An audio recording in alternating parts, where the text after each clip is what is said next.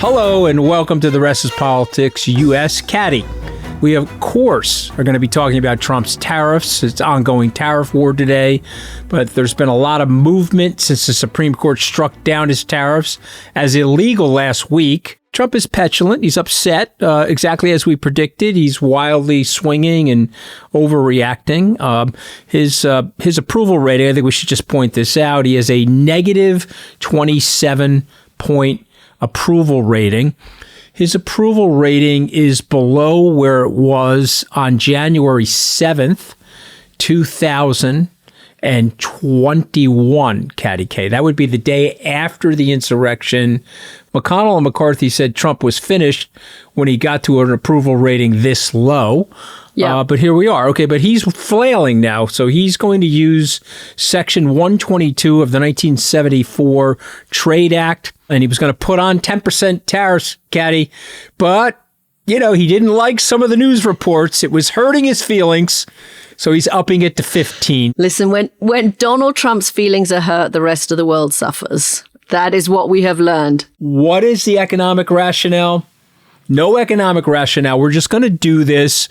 Neil Katyal, who you know well, the attorney who helped win the Supreme Court challenge, says, yeah, he probably can't do this. He probably doesn't have the right to do this. Moreover, even his attorneys said that Section 122 wouldn't work to put on these tariffs. So where do you think we are now, Katty?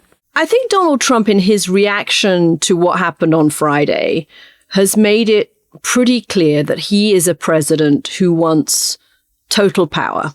He wants to be able to implement tariffs as he sees fit, as he wants to. He said over the weekend, which oddly Republicans haven't responded to very much, I can do anything I want. I can do anything I want. Constitution obviously doesn't say that, but that's what he believes. He wants to be able to tell Americans, they're going to have National Guard troops in their cities. He wants to be able to tell American companies who can sit on their boards. We had him over the course of the weekend telling Netflix that they had to take an Obama administration official off their board. So he wants to be able to run everything. And when he is stopped from running everything by the courts, because as we said last week in that emergency session we did on Friday, the system is holding and the courts are holding, he lashes out. I mean, he's lashed out in rather petulant ways, saying that he's just put out a Truth Social post. We're recording this on Monday morning. He's just put out a Truth Social post saying he's going to lowercase Supreme Court because they're such a disgrace. Anthony, if you misbehave, I'm going to lowercase your name. It's Anthony small a from now on. I mean, this is what 5 and 6 year olds do, right? I don't like you, so I'm going to spell your name with a lowercase. I mean, that's what he's doing. But he's also doing stuff that I think is genuinely dangerous. I mean, I think the way he called out the Supreme Court justices who disagreed with his theory of the case, that he could use a state of emergency to declare these powers, the way he called out their families puts those people in greater danger. I mean, this isn't a joke. We've seen one of the justices he likes, Brett Kavanaugh, have somebody outside his house kind of stalking him, posing a threat to his life. There are images of Amy Coney Barrett going around, the justice who also disagreed with him in this case. There are images of Amy Coney Barrett going around on the kind of MAGA internet with a sign in front of her saying, I am a traitor. I mean, it reminds me of when I went down to Arizona to that Trump merchandise store. I told you about that. And they had T-shirts with Mike Pence and his face behind bars and the big word traitor. And they told me that was one of the biggest selling items they had in the store. Part of it is silly and petulant, and these tariffs may not hold, so it's confusing. Other countries are having to deal with the chaos. But part of this is also dangerous. When he gets like this, it puts people's lives in this environment that we're in. I can't imagine that Amy Coney Barrett hasn't had to step up her security over the course of this weekend, right? Yes. I want to make a statement. I would like you to react to it. I feel like, because I've read through carefully all the opinions now, including the Neil Gorsuch brilliant concurrence, which I would recommend to anybody that has any love of the U.S. Constitution to read it. He doesn't spare anybody. Yeah, and it basically is he's being very honest about where we are culturally. But I feel like we have three political hacks Okay, Clarence Thomas, Kavanaugh, and Alito. Now, some would say that there are political hacks on the other side, that the three liberal justices always vote the same way. But I feel like Gorsuch is not that way. Gorsuch actually looked at the case cleanly and made the assessment.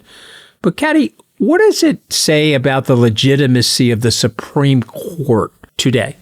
Look, we know that the Supreme Court's approval ratings are at record lows. We know that they are seen as partisan. There's a very good editorial in the Wall Street Journal that is worth everybody reading, saying that this is arguably the worst moment of Donald Trump's presidency and that he owes the three justices who he maligns, and he owes the court as an institution an apology. I agree with you that this partisanship on the court predates this ruling, and that those three liberal justices gave Joe Biden the benefit of the doubt in cases that were not entirely dissimilar to this in terms of executive power.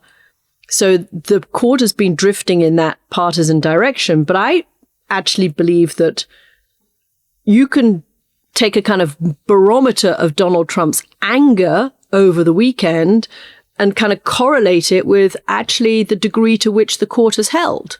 And I think the Supreme Court has done what the Supreme Court needed to do. And I think historians may well look back and say that could have been a turning point for the court.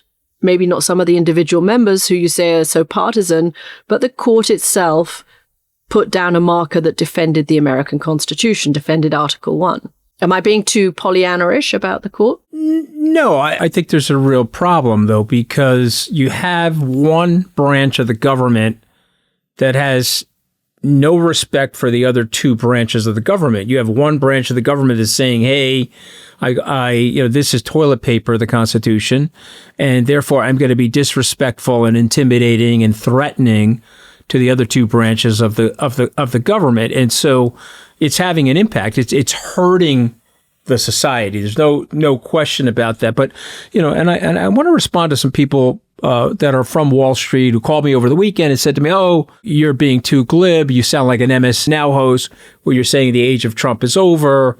The age of Trump is not over. And they're giving me all these different reasons why. But let me push back and tell you the age of Trump is actually over. I want to explain to people why I'm adamant about saying that. It's not me being partisan. It's me looking at that court holding its ground and Neil Gorsuch's opinion. And I believe that more people will look at that opinion and they will say, hey, we've had enough of this. And that negative 27% approval rating is not going up, Katty, if he continues this. So why don't you tell us, if you don't mind, what he's doing now? What is a licensing fee? And what are these new tariffs that he's trying to impose using Section 122?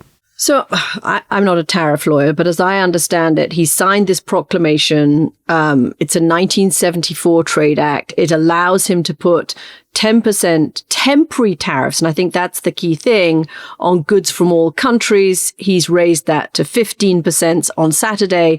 But the key thing here is they're only valid for, 150 days. So these are short-term tariffs, and there has to be an investigation into what he can't just fire off a bazooka and impose a tariff because he wants to. There actually has to be a formal investigation, and they don't last for terribly long. Well, take that period of time. Where does it get us to? And then Congress, after that period of time, would have to vote on whether to make these tariffs permanent. Well, that gets us to midterm territory, and the sigh of relief that you're hearing around Washington, D.C. is from Republican members of Congress who think they won't have to go to their electorates and say tariffs are in place. Now, they may have to go to their electorate and say, okay, there's been a lot of chaos.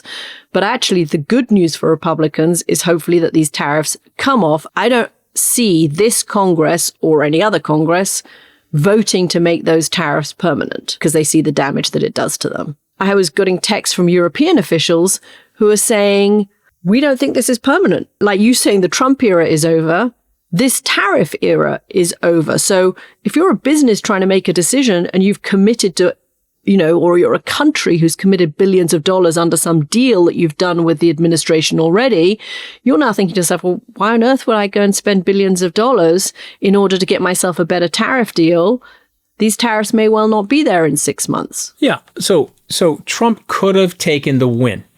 Right. So what he could have said is, okay, they've ruled against me with the tariffs. Let's refund some of the tariffs and let's move on. And that would have actually created an economic stimulus for his team going into the midterms. And then sometime in September, as the economy's humming from this additional money flowing into the economy, he and the Republicans could have taken credit for that. Okay, and that's basically what the Republicans wanted him to do, but he's not doing that. And so he's now using this obscure thing called a licensing fee. And this comes from a 1976 case called Federal Energy Administration versus Algonquin. I'm not going to bore everybody with it, but what the court basically said there is that the president does have a right to use some tools to adjust imports if he thinks it's going to protect the U.S. economy. It's sort of a different thing from IEEPA. And so he's going to try to use that. But I've talked to 3 or 4 different trade lawyers and constitutional scholars over the weekend, and they say that this would function exactly like a tariff. He would try to structure it differently, but if it got back up to the courts, it would be disallowed. So he could do it. Which Neil Katyal has also suggested it would happen, yeah. Right, exactly. So he could do this, because he's a petulant guy and he's arrogant and egocentric and he wants to flex on everybody and prove to people that he's the boss. But this would be what your European friends are saying. Okay, we'll pay the tariffs now, and then it'll get disallowed 6, 8, 12 months, and then it'll have to get reversed. Now, I want to explain to people how this works. So the big companies are always getting rebates and refunds at the ports.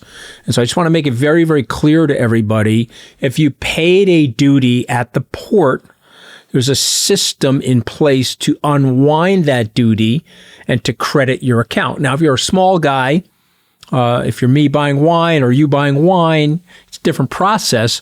But somebody like Costco or Walmart is going to get the money back, Katty. And this is going to flow through to their earnings. This is going to be very positive for them in the economy. So I just want to point out, Trump is going to push this.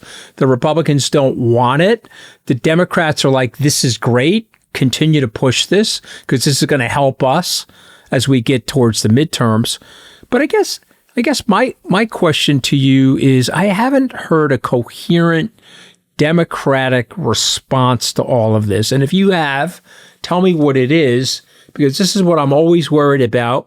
And it's something Bill Maher said over the weekend when he was getting teased by Trump. He says, I feel like the Democrats, I can't find a way to win.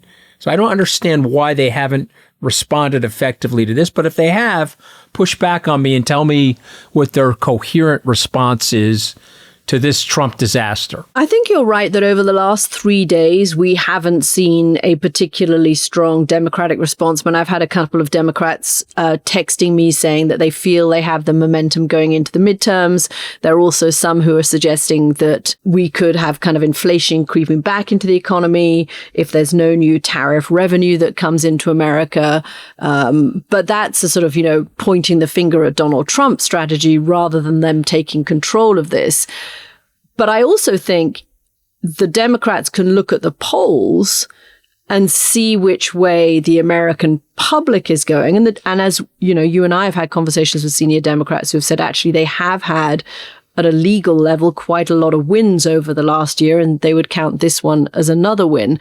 I separate 2 things. One is that you're going to have the Democrats at a small local level over the next 6 months running for their midterm re-elections in small local races. And the question is, do they go left or do they go center in those individual races? And then after the midterms, the Democrats are going to have to come up with some kind of coherent national figure and message that can carry their standard forwards. But I don't think you're going to hear that, honestly, until after the midterms. I mean, maybe there should be a united message that comes out of this tariff fiasco, but I think what you're going to have is constant pointing out the chaos that comes from this administration. And chaos, by the way, is what got Joe Biden elected in 2020 because the country was tired of the chaos.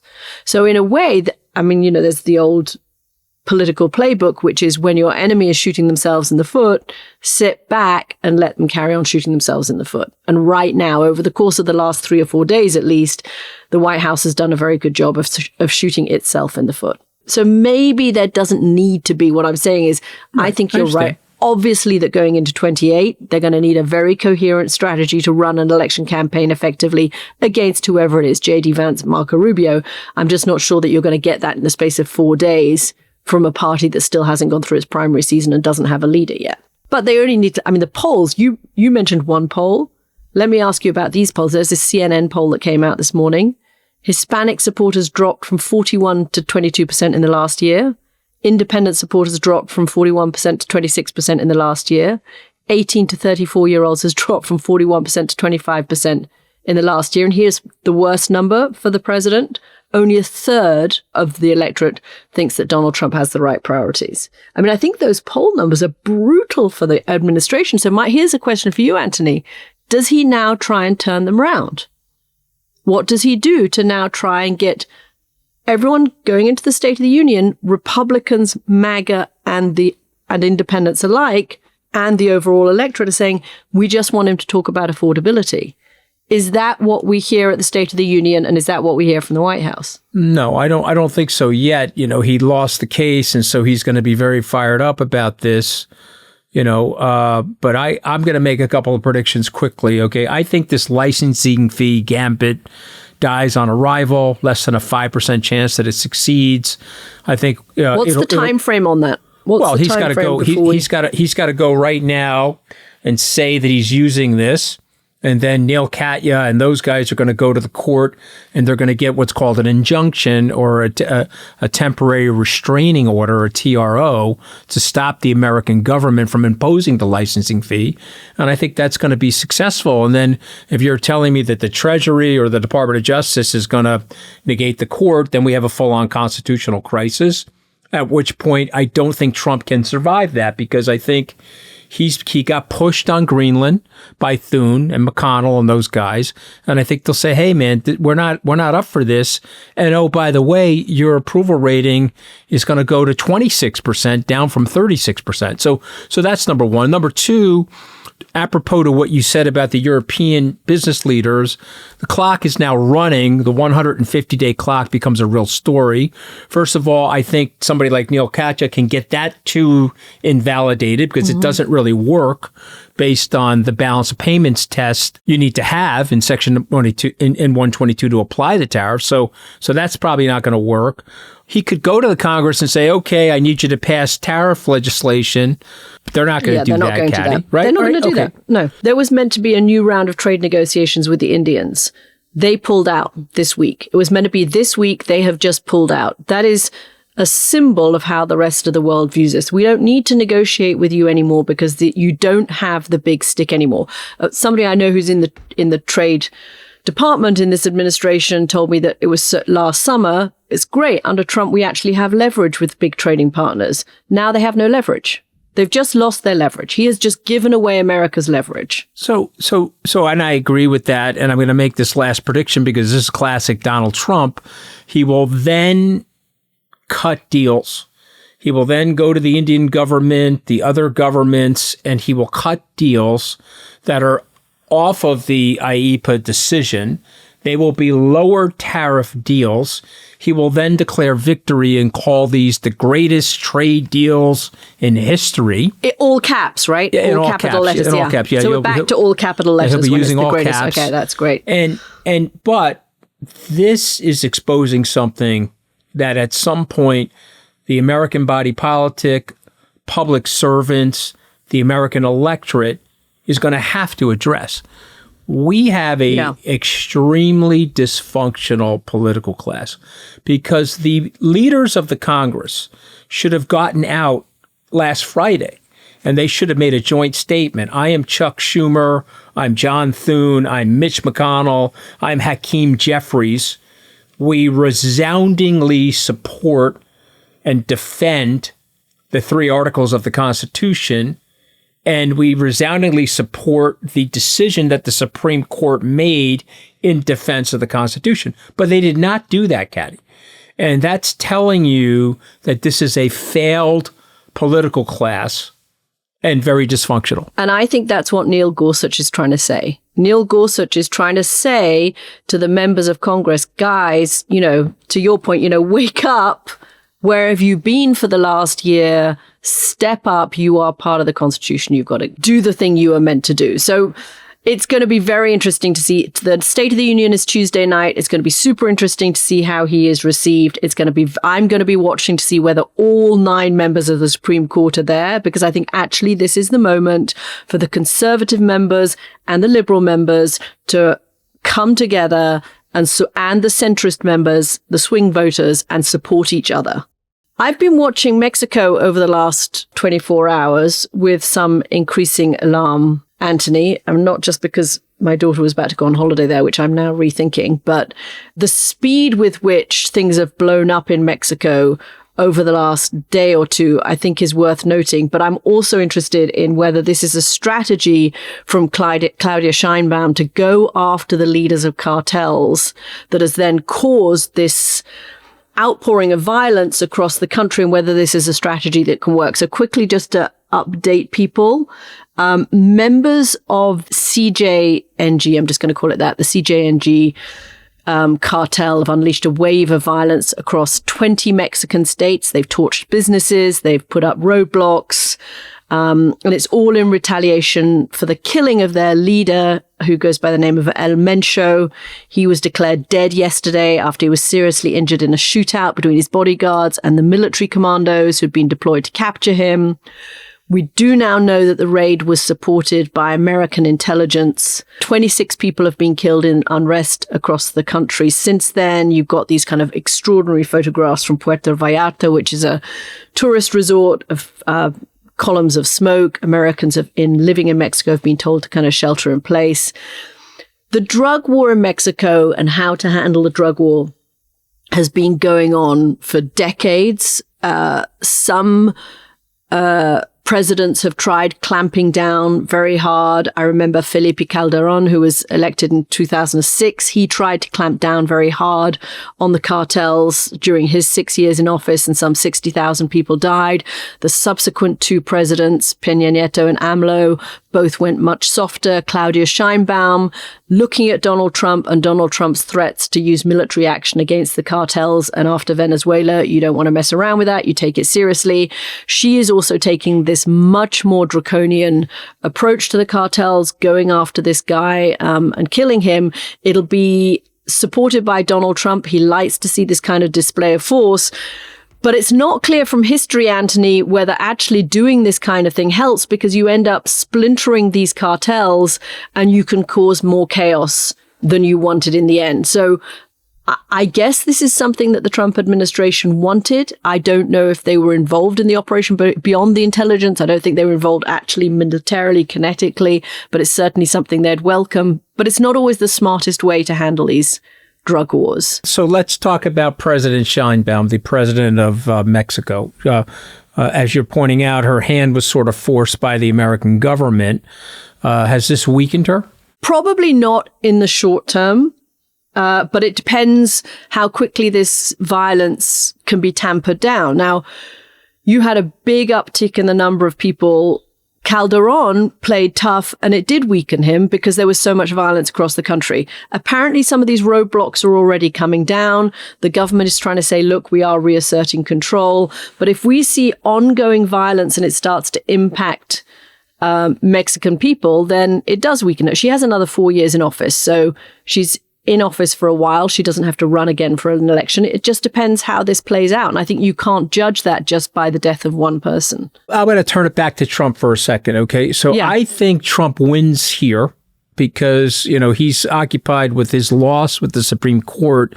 But if I was on Trump's political team, and MAGA person, I'd be putting out a Truth Social post right now saying, see, the tariffs work, and let me explain to you why the tariffs work. I put the onerous tariffs on the Mexicans, and I push them to assassinate this cartel leader, which will reduce the flow of fentanyl into the country, blah, blah, blah, blah, blah. And I'm a winner, and this is a great thing for the United States. However, what you're saying about past history 20 years ago, okay, what typically is happening is, because whether we like it or not, the cartels are entrenched in the government layer of the government, the corruption layer of the government. If you want the tourism to come into the country, you got to let us traffic the drugs. If you don't want the tourism in the country, you want to start killing us, we're going to start murdering the tourists, okay, which will drop real estate values, drop tax revenues, drop tourist revenues, etc. So the Mexican government is in a real bind, Katty. But Trump, if he played this right to his base, he could declare victory here. Do you agree with that, or am I overstretching? I think Trump operates on a short-term frame, right? And I think he benefits from the fact that our attention spans are also very short-term. So I think it's quite possible for him to declare victory in this moment. I'm just looking at how these things play out. The head of the Sinaloa cartel was taken into American custody back in July of 2024. That region has been soaked in violence ever since, even though around the rest of Mexico, the murder rates have dropped. So the reality of how this pans out, we don't know yet. You're going to have to ask me and ask, Claudia Sheinbaum and ask the Mexican people in 2 years' time. Did this lead to a reduction in violence in that region? We don't know it now, but that's not going to stop Donald Trump and the media world in which we live, which has the attention span of a gnat, of saying, okay, this is a victory and it was a display of force, and he always likes a display of force. By the way, how much does this also help him with distractions? I'm sure in the next week or two, you and I are going to be doing an emergency episode on Iran, where there's a massive, we're not ignoring that, guys. We're aware that it's happening, but we're going to talk about it when it actually happens. There's a massive military buildup going on. Trump always likes a distraction. Back to our series, when something controversial happened to him all through his real estate building past, if he hit up against the New York City government and he ran into some kind of roadblock over a development, he would flood the newspapers with other headlines. Or if he was about to face bankruptcy around Atlantic City and his casinos, he would flood the newspapers and the media world with other headlines. Well, I think what is happening in Mexico, he's not orchestrating it, but it's a form of that. He is the master of finding distractions when he's got something negative going on. I think this helps him in that respect. You brought up Iran, so I'm just going to make a quick statement there. The Iranians are talking to the Chinese about putting Chinese military bases in Iran. And so what the administration is doing is they're now opening the door. Kissinger told Carter, and Kissinger told other future presidents beyond Nixon, keep the Russians out of the Middle East. We didn't listen, but the Russians in Syria created all sorts of complications for the American balance of power. Now we're going to have the Chinese with an opening in Iran. And by the way, I'll stipulate here, based on my knowledge of the region and business executives that I talk to in the region, as well as political leaders, the Persian Gulf states are never going to say this openly, but they do not support a regime change position for Iran. They do not support a military strike in Iran by the American government. The only group that would be supporting it is Israel. Okay, so, and again, I'll opine on this if and when it happens, but I'll just say this to everybody listening. I really hope it doesn't happen. It's not that I like the Iranian regime. Of course I don't. But I think there's some things that we have to be very careful of, because we suck, Katty Gay, at regime change. We have never been successful at it, going all the way back to the coup d'etat in 1953 that our buddies on The Rest is Classified talk about. Donald Trump gave a big speech in Saudi Arabia saying his was not going to be the presidency of regime change, that he was not in the business of telling other countries how to run themselves. That went down very well in that area of the world. By the way, there were no Epstein files, but we're still waiting. While our FBI director is celebrating with the U.S. Olympic team, we're still waiting for the other 3 million pages. We're still looking for Savannah Guthrie's mom, but he's there shaking beers in the locker room. But let's go back to this Mexican thing, if you don't mind. And I'm sorry we're beating around a little bit, but what I feel is very ironic here is he hit them with the tariffs. The intersection of the timing, the Supreme Court is taking away the tariff power, but the Mexican government is more or less reacting to the tariff power by doing what Donald Trump wanted. Claudia Sheinbaum basically did more or less what Trump wanted, he's going to take a victory lap at the State of the Union address, Katty, for sure. Yeah. And I think the risk for Claudia Sheinbaum, as it is for all of the other countries that have had to deal with Donald Trump, the Europeans, who all have their own constituents, countries in Latin America, countries all over the world, is that some of those countries have subjugated their own domestic concerns in order to try to curry favor with Donald Trump to get a favorable trade deal. And now those leaders, who was one of the first, Keir Starmer, one of the first to try and get a deal, looked very sensible at the time. Now he has to go back and explain to his people, sorry, I made those concessions on chlorinated chicken. Sorry, I made those concessions on X, Y, or Z. The Mexican people feel that the reason they have a drug war in their country is because of consumption in America. If it wasn't for American demand, then we wouldn't have to be the conduit country for all of this supply. And so they don't want to see her kowtowing at a time when he is looking weaker. So it's going to be interesting to see how these countries go back to their populations and sell whatever concessions it is that they have made to the United States if the president now looks like he doesn't have the big leverage that he thought he did. Super interesting time. What a mess, Katty. What a mess. It's a mess. Yeah. I think that's the only thing we can say at the moment is that it's a mess. And good luck if you happen to be in the business of either trying to do business with the United States or trying to negotiate trade deals with the United States. We wish you well. From The Rest is Politics US, because you need the patience of Job. We're going to leave it there, guys. Thank you very much for listening. A reminder that we have our new series on Donald Trump, which is starting right now. If you would like to listen to that, please do. We'll be back later this week as well with our regular episode. And of course, you can all become founding members at therestispoliticsus.com. Bye, guys. Thanks for listening. Okay, guys. Thank you. See you soon.